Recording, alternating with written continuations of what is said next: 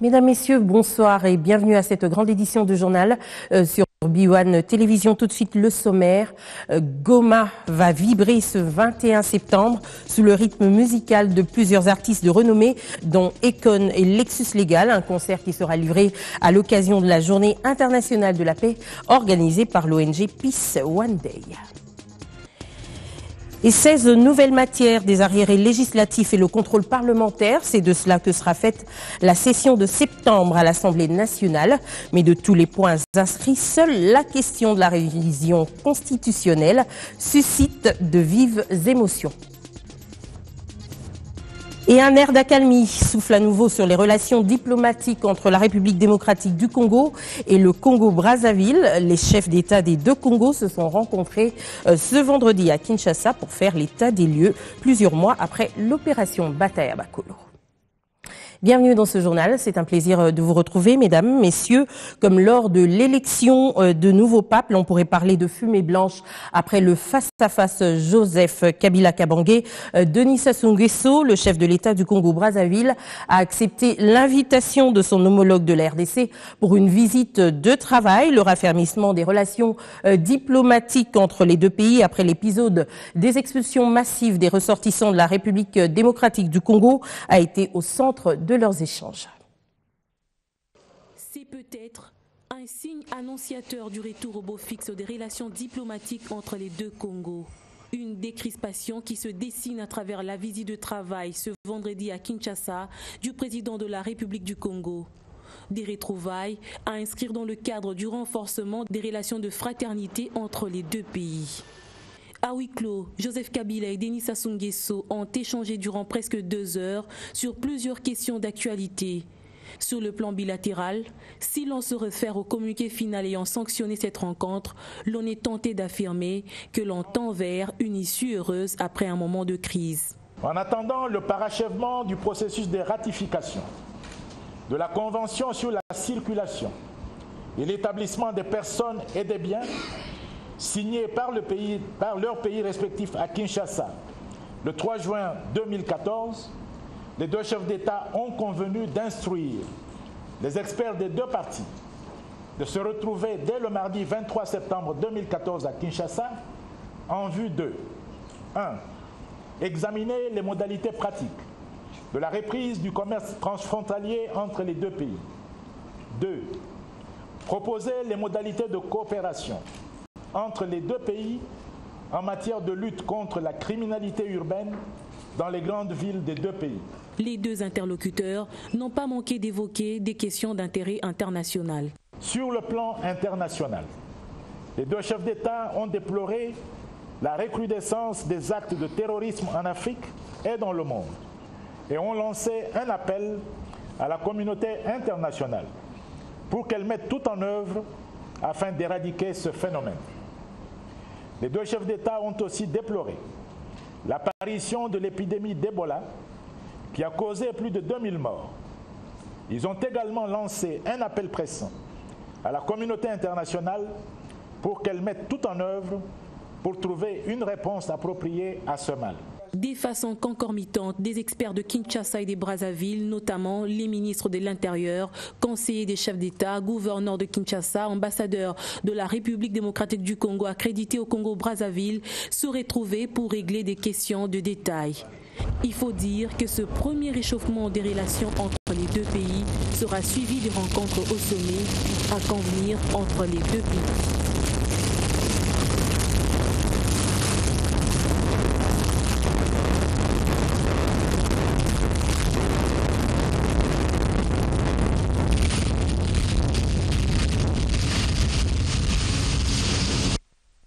Et c'était une toute autre ambiance dans l'hémicycle du Palais du Peuple, débat houleux pour la première plénière à la Chambre basse ce vendredi. Il s'est agi de la question portant sur la révision de certaines dispositions de la Constitution. Les députés nationaux ont procédé à l'adoption du calendrier de cette session de septembre qui, comme la loi le prévoit, devrait être essentiellement budgétaire.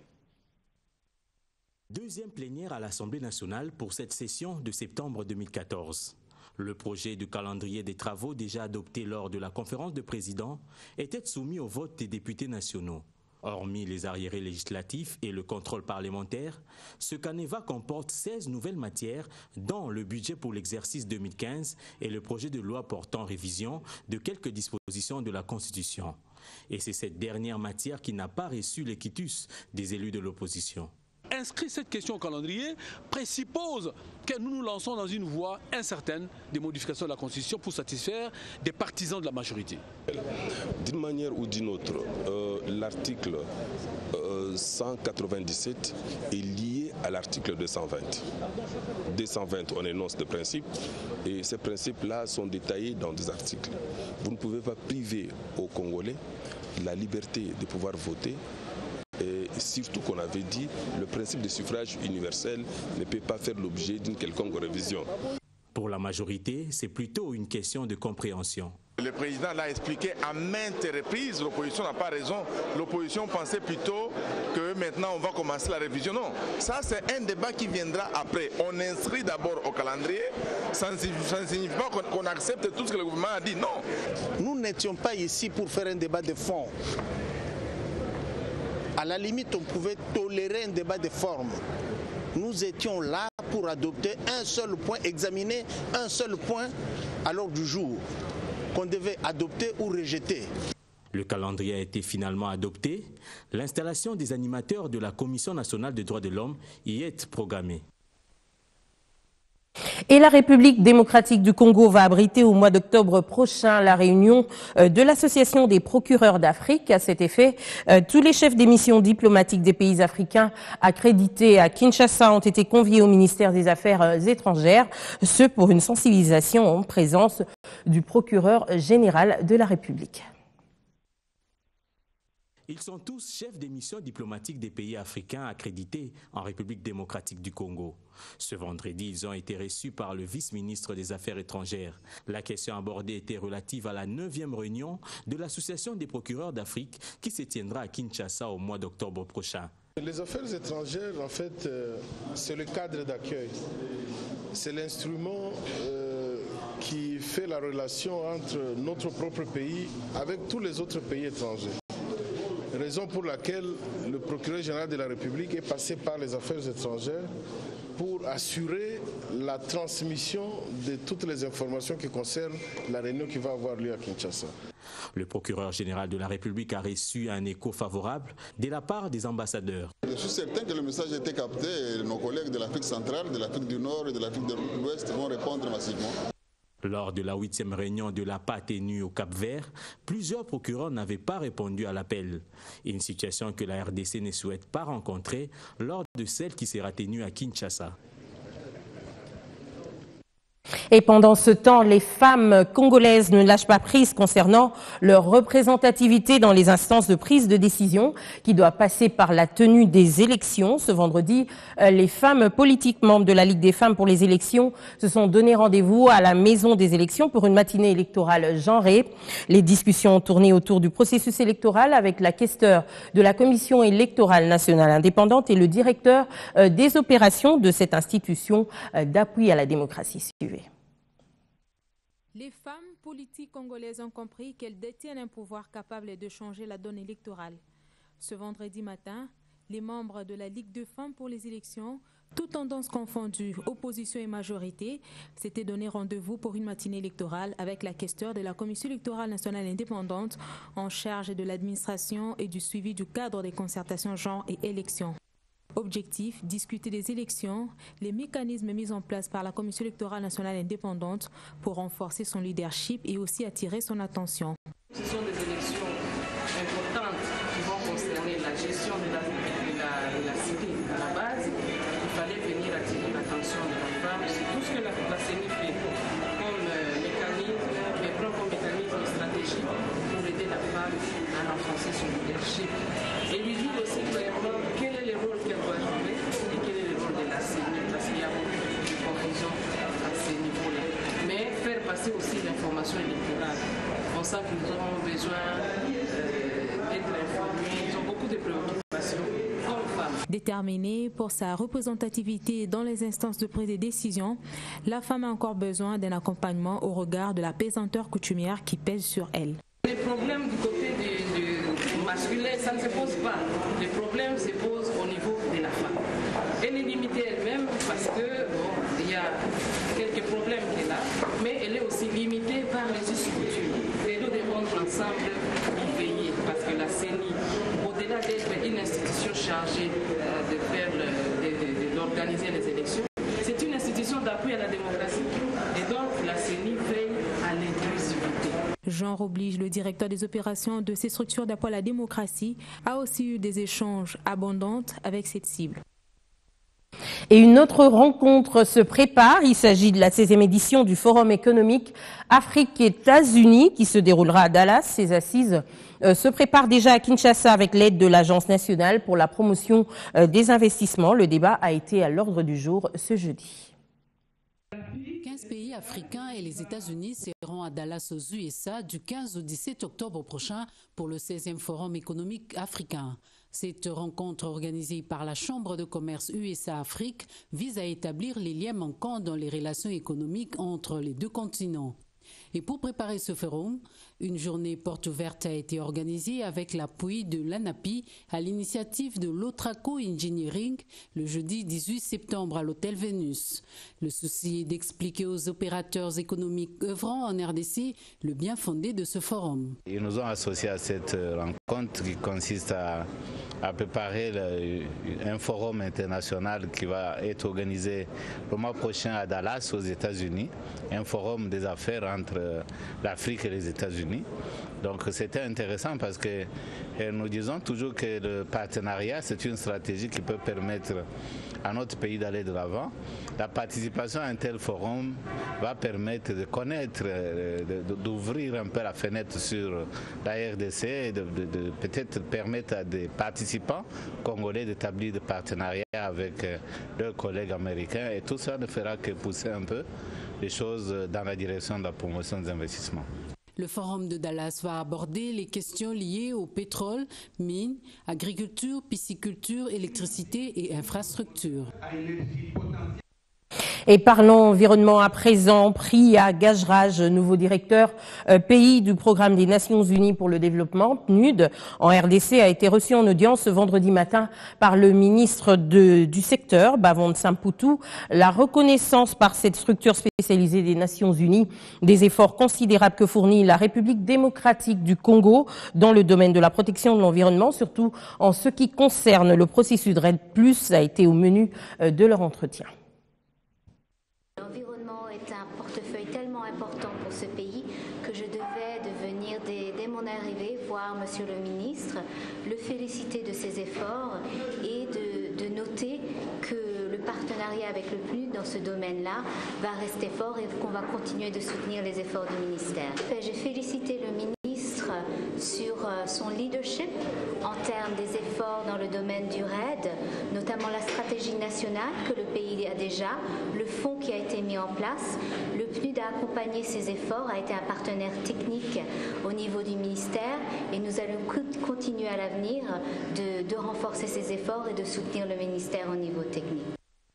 Et restons dans le même chapitre pour dire que la deuxième version de l'Atlas forestier interactif de la République démocratique du Congo est désormais disponible. Le document a été officiellement présenté ce 19 septembre par le ministère de l'Environnement, Conservation de la Nature et Tourisme. Le lancement officiel de la plateforme Global Forest Watch a eu lieu par la même occasion.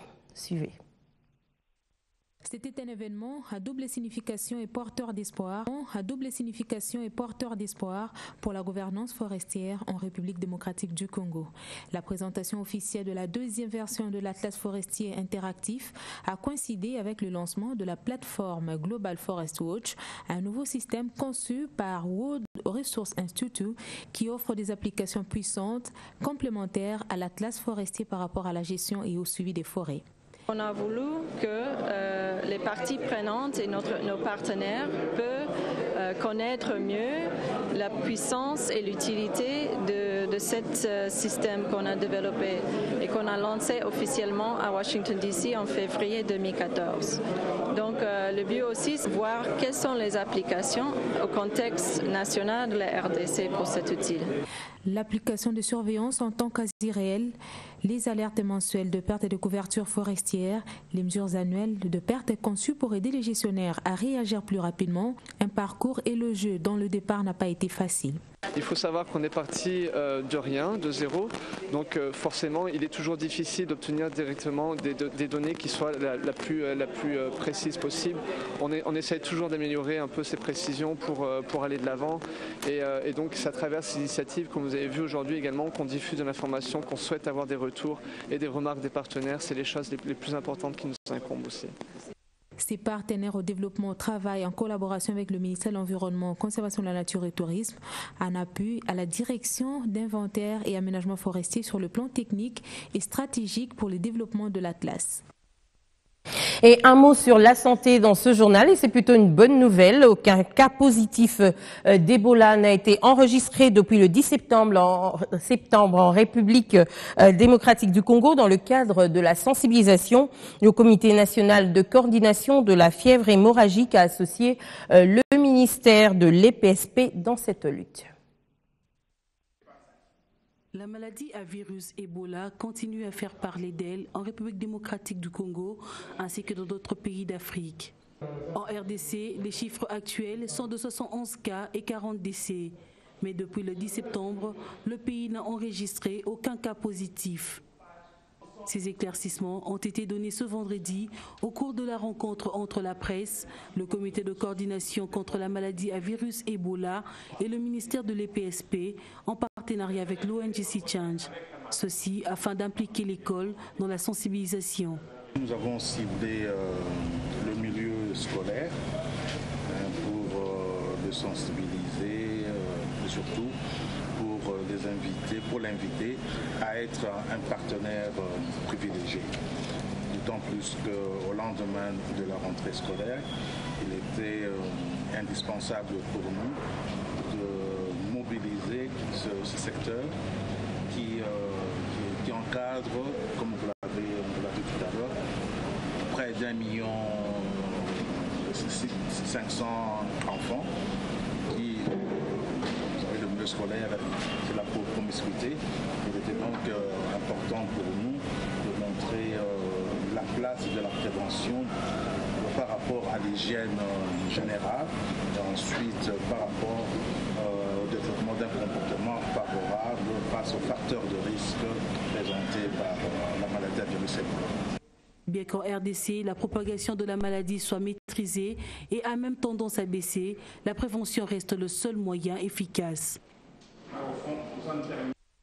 Et il n'y a pas que de bonnes nouvelles dans ce journal. Une page noire qui concerne l'entreprise Finca. Elle a perdu l'un de ses hauts cadres depuis le 15 septembre dernier. Adam Kaouz de Nairobi, alors qu'il attendait son vol pour Kinshasa. Un recueillement a été organisé ce mercredi en sa mémoire. Consternation, vive émotion à l'entreprise Finca qui pleure l'un de ses directeurs décédé à Nairobi le 15 septembre dernier. Adam Kaouzi était un exemple et un modèle pour ses collègues. Comme en témoignent quelques-uns lors de la cérémonie de recueillement organisée en l'honneur de ce haut cadre qui repose désormais dans l'au-delà. Les mots manquent pour mesurer réellement la perte de ce que l'institution a connu. Les réactions viennent de partout, mais ça ne changera rien. Parce qu'aujourd'hui, déjà à 14h, heure locale ici, il a été déjà mis sous terre. Alors, que nos pensées puissent tourner plus vers sa famille, donc sa maman qui est veuve, ses frères, sa fille qu'elle a laissée toute petite, sa femme. Il prenait les problèmes des autres comme son problème et il utilisait son pouvoir pour le bien des autres, pas pour te satisfaire lui-même. Personnellement, je suis désolé. C'est un père qu'on a perdu. Je dirais même une pièce maîtresse au niveau du comité. On s'est vraiment complété. Nous gardons de toi un doux souvenir que rien n'effacera. Ton grand voyage nous rappelle le sens de l'existence. Mourir est un destin à tous. Mourir, c'est vivre autrement. Oui, vivre vivre autrement dans un nouveau refrain. À l'heure de ta mort, il nous reste des milliers de souvenirs de toi pour alimenter chacun de nos vies. Nous devons apprendre à vivre comme toi.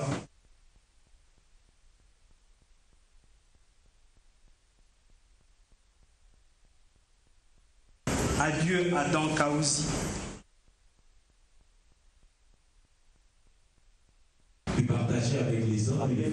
Adam Kaouzi est devenu agent et cadre de FICA. Son savoir-faire au sein de l'entreprise qui garde à jamais de très bons souvenirs en sa mémoire. Et je vous invite à présent à prendre brièvement l'avion pour parcourir l'actualité internationale. D'abord avec Le Monde qui fait un zoom sur Nicolas Sarkozy qui a officialisé son retour en politique en annonçant sa candidature à la tête de l'UMP sur sa page Facebook ce vendredi. Je proposerai de transformer l'UMP de fond en comble de façon à créer dans un délai de 3 mois les conditions d'un nouveau et vaste rassemblement qui s'adressera à tous les Français sans aucun esprit partisan, dépassant les clivages traditionnels qui ne correspondent plus aujourd'hui à la moindre réalité, a-t-il dit. L'élection à la présidence de l'UMP se déroule le 29 novembre prochain. Un second tour est prévu le 6 décembre si nécessaire. Depuis la démission forcée de Copé, le parti est actuellement dirigé par un triumvirat composé des anciens premiers ministres Alain Juppé, Jean-Pierre Raffarin et François Fillon. Et Slate Afrique se penche sur le lac Rweru qui sépare le Burundi et le Rwanda. Depuis l'été, des cadavres ont été retrouvés flottants, certains ligotés, mais l'enquête piétine. L'affaire embarrasse Bujumbura et Kigali ne veut pas en entendre parler. Fin août, une commission d'enquête mixte burundo-rwandaise a été mise sur pied pour déterminer l'origine des corps. Le porte-parole du président burundais, Pierre Nkurunziza, Willy Nyamitwe, a réaffirmé cette semaine sur Radio France Internationale que son pays travaillait en synergie avec le Rwanda sur le dossier, mais sur le terrain, peu d'efforts semblent faits pour éclaircir le mystère. Et on revient en RDC pour un écho des provinces. À Kanda dans le Kasaï oriental, l'Agence américaine pour le développement international et le Fonds des Nations Unies pour l'enfance s'investissent pour lutter contre la mortalité maternelle et infantile. Ces organismes ont remis des kits familiaux aux ménages dans le cadre du projet de santé pour les populations les plus pauvres. Et on passe au Nord Kivu. L'opération sans boissons alcooliques et stupéfiants a été lancée à Beni. Une bonne quantité de chanvre et boissons a été saisie par la police nationale congolaise. Selon le commandant de la PNC district de Beni, la prochaine cible sera la population. Notre correspondant nous donne les détails. Le colonel Baliou Angoy Flamand a présenté ses produits indigènes interceptés dans les camps de la police nationale congolaise à la presse locale. Quoi qu'il en soit, cet officier de la police nationale congolaise se félicite de la moisson qu'il qualifie de suffisante. L'opération Béni sans boisson prohibée et sans stupéfiants, venons juste de saisir plus de 60 litres de boissons prohibées. Aussi, vous voyez bien plus de 2 ou 3 kilos de stupéfiants. Et ces boissons prohibées, ces stupéfiants viennent d'être récupérés, s'il vous plaît, dans le camp de la police. Donc, il a fallu commencer par soi-même. Les viseurs ne sont pas seulement tournés vers les éléments de l'ordre, mais aussi la population, précise la même source. Nous lançons cette fois-là, comme on a commencé dans le cadre de la police, maintenant nous allons aller au niveau du quartier des avenues. Nous avons déjà identifié le lieu, nous attendons maintenant à la vitesse supérieure. La consommation excessive de stupéfiants est à la base de l'insécurité à Beni, indique le commandant de la PNC district de Beni. Tout de suite, il a appelé les habitants à pouvoir renoncer cette pratique. Tout vendeur, tout importateur de boissons prohibées, de drogue, de chanvre, de stupéfiants doit cesser parce que la police va faire maintenant son travail. Les boissons prohibées tuent plus que le sida. Les drogues, MMA. Et donc, ce sont des histoires qui transforment le moral, le mental et qui sont à la base même de l'insécurité dans la ville de Beni. La police, au niveau local, à travers cette opération, déclare respecter l'ordre de l'autorité locale. Et la province du Nord Kivu est riche en événements. La journée internationale de la paix pointe à l'horizon et Goma se prépare à célébrer cet événement avec faste. Des activités sont déjà organisées, plusieurs autres sont prévues avec comme tête d'affiche la star américaine d'origine sénégalaise Akon. Christian Elongo, qui s'est rendu sur place, nous livre les détails. À 48 heures de la célébration de la journée internationale de la paix, Goma vit déjà au rythme de cette journée où plusieurs manifestations sont prévues en marge de cette célébration. Déjà, cet après-midi, 3 activités en vue. D'abord, l'UNICEF qui lance le projet Unieleze, qui signifie Parle-moi, avec 100 jeunes du Parlement d'enfants et des clubs d'écoute, des enfants reporters et des scouts, un programme innovateur qui vise à donner une voix aux jeunes Congolais pour la défense de leurs droits, leur permettant de communiquer directement et gratuitement avec les décideurs en répondant à des sondages sur les développements qu'ils recevront chaque semaine sur leur téléphone portable. Ensuite, l'UNICEF et l'ONG britannique Search for Common Ground tient avec les associations des jeunes un atelier de restitution et d'échange sur les principes directeurs, sur la participation des jeunes à la paix, qu'un groupe de travail composé des agences des Nations Unies et des organisations de la société civile ont récemment publié.